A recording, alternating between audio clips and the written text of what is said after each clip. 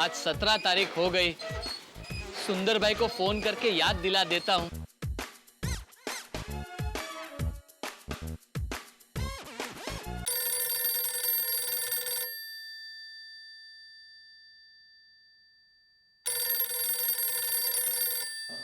किसका फोन है?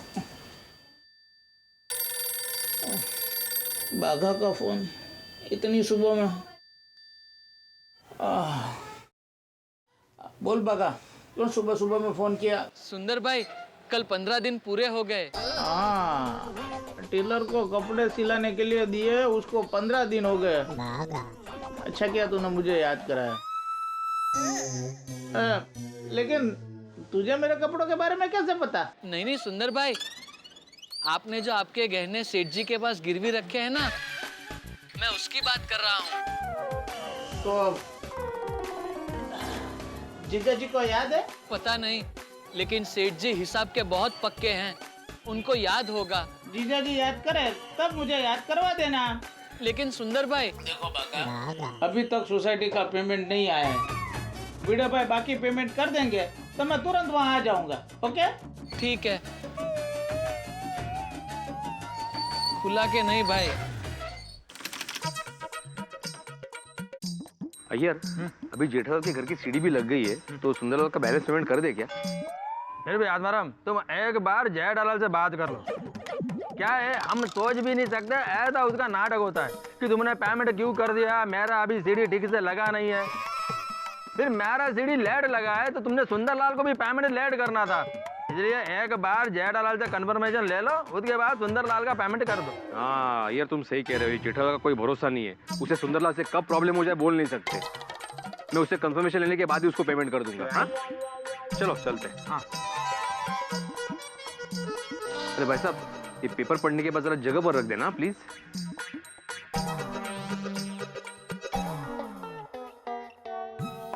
AC dealer को पेमेंट हो गया, विकास भाई का पेमेंट आ गया। बोलना पड़ेगा, विकास भाई एकदम जबान के पक्के। बोला था 17 तारीख के पहले पेमेंट दे दूंगा, आज 17 तारीख के कल ही पेमेंट भिजवा दिया। अरे आज 17 तारीख है, 17 तारीख को एक और कुछ खास काम था। क्या था? ये लीजिए आपका पर्स, रुमाल और ये मोबाइल। वाह, क्या सर्विस है। गड़ा इलेक्ट्रॉनिक्स के बाद अच्छी सर्विस देने में अगर किसी का नाम है तो वो हमारा है। हमारी और कोई सखा नहीं है। ओहो, थैंक यू। Thank you. हमारी गड़ा इलेक्ट्रॉनिक्स की सर्विस को नंबर 1 देने के लिए। 17 तारीख आज ही है। अरे वो पता है, 17 तारीख को कुछ खास था, वो याद नहीं आ रहा है दया। मुझे याद है। 17 तारीख को ठीक 17 साल पहले हम दोनों पहली बार मिले थे। नहीं। अरे क्या नहीं, हम मिले थे। चाहिए तो आप माँ से बात कर लो, माँ की याददाश्त जबरदस्त है।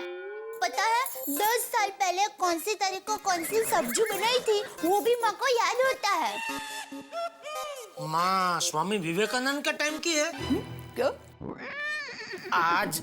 आज जो 17 तारीख है ना, मैं आज की बात कर रहा हूँ। आज 17 तारीख को मुझे कुछ काम करना था, खास काम, वो याद नहीं आ रहा है, वो बात कर रहा हूँ। तू पुरानी बातों को लेके कहाँ बैठ गई दया?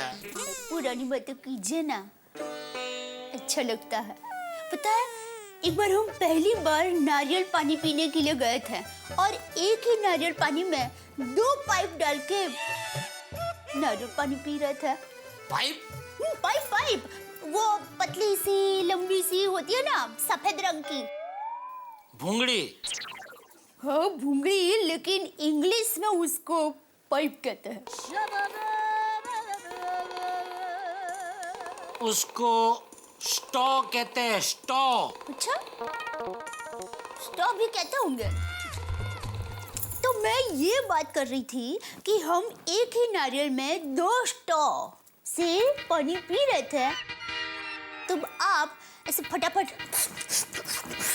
करके पानी पी गया और मेरे लिए तो कुछ बचा ही नहीं। Oh sorry. और फिर याद है एक बार हम दोनों एक ही गोला खा रहे थे और गोला खत्म होते ही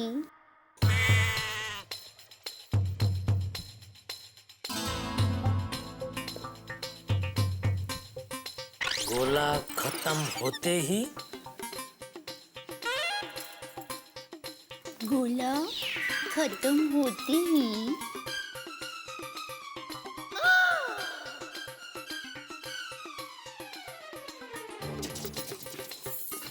अरे अरे अरे अरे कहाँ जा रही हो?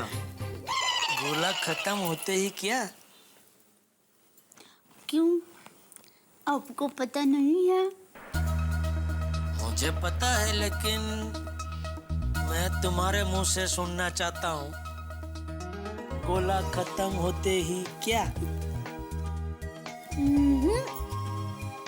मैं ना बताऊंगी। अच्छा लुच्ची। जेठालाल, ओ जेठालाल, अरे भिड़े सुबह सुबह इधर। अरे भिड़े भाई आप कब आए? पता ही नहीं चला। बस अभी अभी आया। क्या हुआ भाई? वो सोसाइटी का चेक तो दे दिया है। नहीं नहीं, मैं चेक लेने के लिए नहीं आया जेठालाल, मैं कंफर्मेशन लेने के लिए आया हूँ। नहीं ऐसा कुछ नहीं है हमारे पास। है ऐसा कुछ हमारे घर पे? नहीं, मैंने तो ऐसा अटपटा शब्द ही पहली बार सुना। क्या होता क्या है कॉन्फर्मेशन? कोई वानगी है? वानगी क्या होता है? वानगी वानगी वो रसोई की डिश होती है ना, वो अलग अलग प्रकार के खाने के डिश को वानगी बोलते हैं। हाँ। अच्छा अच्छा। मैं किस लिए आया था? तुम इधर कुछ मांगने आए थे? मैं क्या मांगने आया था? वो कॉन्फर्मेशन। कंफर्मेशन। हाँ। कंफर्मेशन यानी कि खातरी। जेठालाल, मैं तुमसे ये पूछने आया था कि सुंदरदा ने तुम्हारी सीढ़ी लगा दी है तो सोसाइटी के पास उसका जो बैलेंस पेमेंट है मैं उसको दे दूं? अरे भाई इसमें पूछने का क्या? हाँ देता हूँ, उसने अच्छा काम किया, दे दो उसका चेक। नहीं भाई, तुम्हें पूछना जरूरी है। बाद में तुम ही बोलोगे ना सुंदरलाल ने मेरी सीढ़ी ठीक से नहीं लगाई, सीढ़ी लगाने में लेट कर दिया, तो उसको पेमेंट भी लेट देना चाहिए, वगैरह वगैरह वगैरह। नहीं भाई मैं ऐसा कुछ नहीं बोलूंगा, क्योंकि उसने सीढ़ी भी लगा दी है और सोसाइटी का काम भी बढ़िया किया है। तो प्लीज उसका कुछ पेमेंट रोको मत, दे दो। जो भी बैलेंस है फटाफट दे दो। बस आत्ता त्वरित तात्काल ताबड़तोड़ मैं उसको फोन लगाता हूँ। उसका एक लेटेस्ट नंबर मेरे पास आया है, शायद लग जाए। घंटी बज रही है। उसको पैसे लेने हैं ना, इसलिए। फोन आया? भिड़े भाई का फोन? अब बोला बोला भिड़े भाई। हाँ सुंदरलाल, तुमने सोसाइटी का काम बहुत अच्छा किया है, लेकिन सॉरी। अच्छा काम किया उसके लिए सॉरी? अरे भिड़े भाई, टीचर होकर ऐसे लोचे क्यों मारते हो? अरे नहीं नहीं, क्या है, पेमेंट देने के लिए 2 दिन लेट हुआ ना, उसके लिए सॉरी। भिड़े भाई, ऐसा सॉरी कहने से काम नहीं चलेगा। अभी आपको मुझे इसका ब्याज देना पड़ेगा। हाँ हाँ, जो भी ब्याज है सोसाइटी दे देगी। कितना ब्याज है? 1 लाख रुपए। कहते? अरे भाई सुंदर, चेकबुक नहीं था इसलिए थोड़ी सी देरी हो गई। अरे भिड़े भाई टेंशन मत लो, मैं तो मजाक कर रहा था। अच्छा अच्छा, मजाक कर रहे हो। अच्छा एक काम करना, तुम्हारा बैंक अकाउंट नंबर मुझे SMS कर देना, मैं तुम्हारे बैंक में डायरेक्ट पैसा जमा कर दूंगा। Okay okay bye. चलो जेठालाल। अरे भिड़े भाई, अब चाय नाश्ता तो करके ही जाइए। नहीं नहीं दया भाभी, अभी सुंदरलाल को पेमेंट देने के लिए मैं 5 मिनट की भी देरी नहीं कर सकता। हाँ चलो चलता हूँ। ओके। तो टप्पू के पापा, अब तो आपको सुंदर हीरा से कोई शिकायत नहीं है ना? अरे नहीं नहीं, उल्टा उसका काम देख के मुझे उस पर गर्व हो रहा है। क्या काया पलट कर दी उसने हमारी सोसाइटी की। अब तो आप खुश है ना? खुश हम खुश, मान गए तेरे वीरा को। क्या मजबूत काम किया है सोसाइटी का। और और तारीफ कीजिए ना सुंदर हीरा की, अच्छा लगता है। और तारीफ बाद में, पहले चाय पिला। जो हुकुम मेरे काका। काका? सॉरी सॉरी काका नहीं, जो हुकुम मेरे बाका। बाका? बाका मेरे बाके बिहारी काना। बस जल्दी चाय बना वरना गाती रहेगी। ये 17 तारीख को क्या था याद नहीं आ रहा है। वाह वाह वाह, क्या उपमा बनाया दया ने, मजा आ गया। बोलो बोलो केशव भाई। जेठा भाई 40 इंच के 50 एलसीडी चाहिए। हाँ हाँ मिल जाएगा मालिक, हुक्म करो, कभी चाहिए? 2 दिन बाद चाहिए। 2 दिन बाद? हाँ 2 दिन बाद होटल का ओपनिंग है।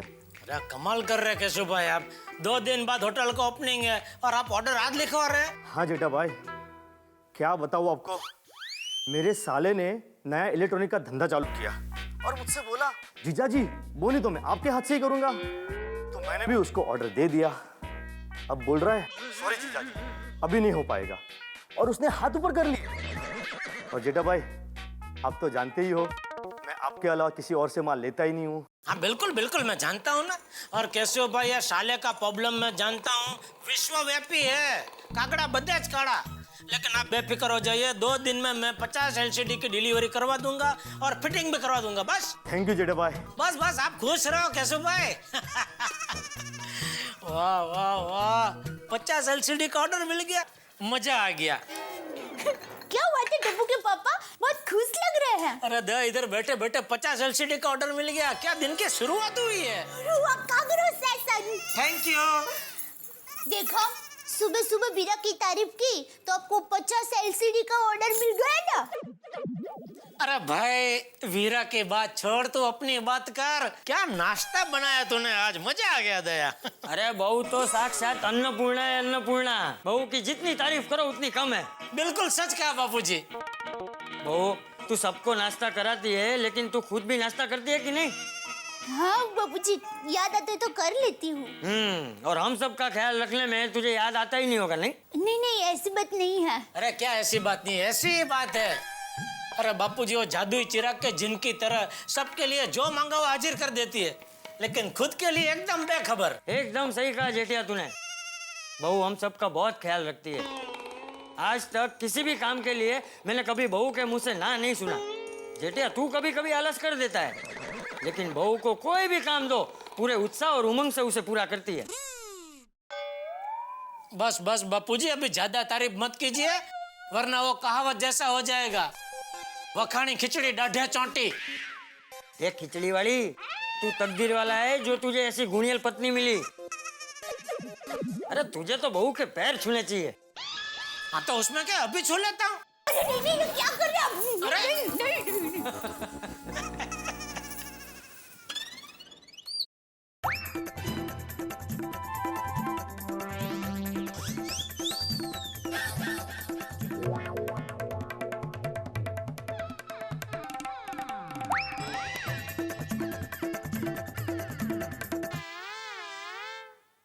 अरे दया मेरा रुमाल कहाँ है? अरे रुमाल तो भी आपको दिया ना। मुझे पता है, मैं तो यहाँ तेरे पैर छूने आया हूँ। नहीं नहीं पैर तो छू। अरे आप तो मैं छू के रहूँ। नहीं ऐसा मत कीजिए प्लीज, प्लीज ऐसा मत कीजिए।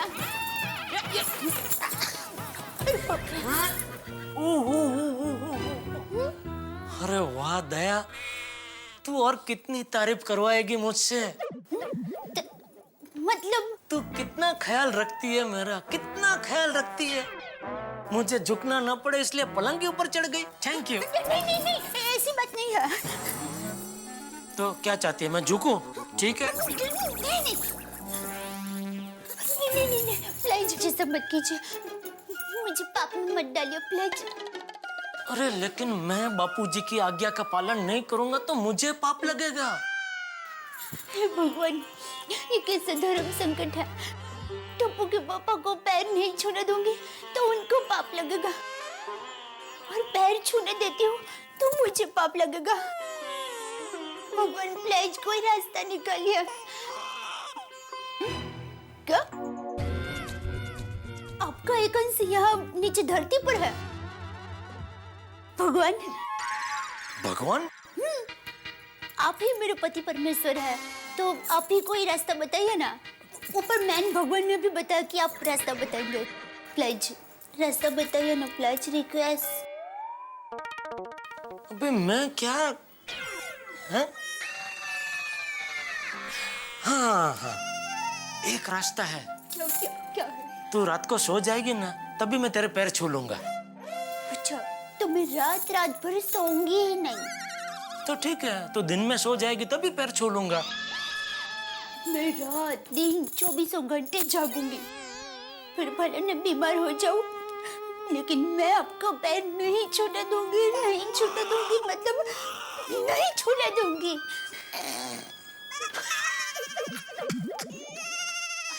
अरे ठीक है भाई, ठीक है, मैं मजाक कराता, नहीं छूंगा तेरे पैर बस। थैंक यू मेरी डूबी। चलो बापूजी, मैं दुकान जा रहा हूँ। जय जिनेंद्र, जय जिनेंद्र। दया, जय जिनेंद्र। जय जिनेंद्र।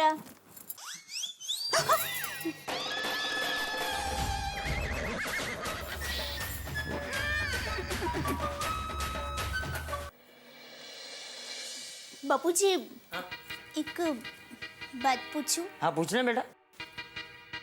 आपने ऐसा क्यों कहा कि बहू के पैर छू लो? पति तो परमेश्वर होता है, और वो। अरे बहू, मैं तो मजाक कर रहा था। जेठिया समझ गया, लेकिन बहू तू बिल्कुल अपनी सास जैसी बोली है। वो भी बिल्कुल तेरे जैसी ही थी। उसने भी पूरे परिवार को तेरी तरह एक धागे में बांध के रखा था।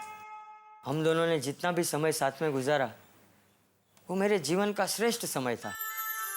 बहू, तेरी सास सिर्फ एक आदर्श पत्नी ही नहीं, बल्कि एक आदर्श माँ, आदर्श बहन और एक आदर्श बहू भी थी। सारे रिश्ते मिठास और उमंग से निभाती थी। हम दोनों का रिश्ता सिर्फ पति पत्नी का ही नहीं, बल्कि एक अच्छे दोस्त का भी था। कभी कभी हम दोनों के बीच मीठे झगड़े भी हो जाते थे, लेकिन थोड़ी देर के लिए, क्योंकि ना मैं उससे कोई बात छुपाता था और ना वो कभी मुझसे कोई बात छुपाती थी। अगर पति पत्नी के संबंध पानी की तरह पारदर्शक हो तो जीवन खुशहाल रहता है, उसमें कभी कोई कलह नहीं होता। सच कहा बापूजी। हेलो। अरे हाँ, अरे सॉरी भाई, सॉरी, मैं भूल गया। हाँ अभी आया। हाँ बहू, मैं अपने यंग वर्ल्ड ग्रुप के दोस्तों को मिलकर आता हूँ। ठीक है।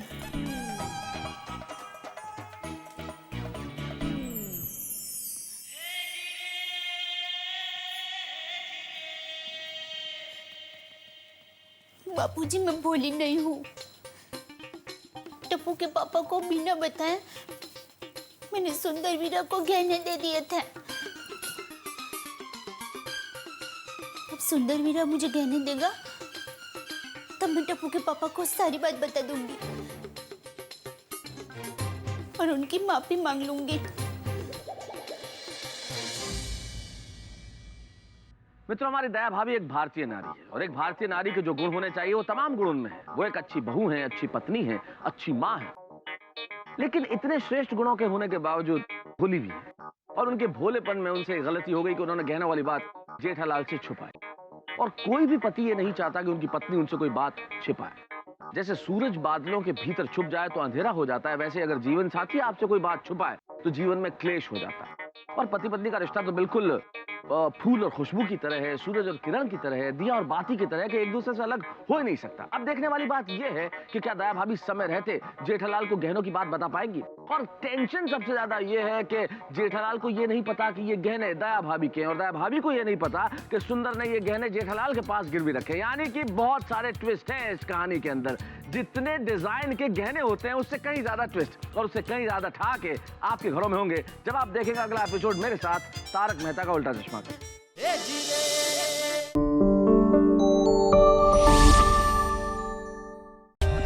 For more updates, subscribe to our channel, click the show links and enjoy watching the videos.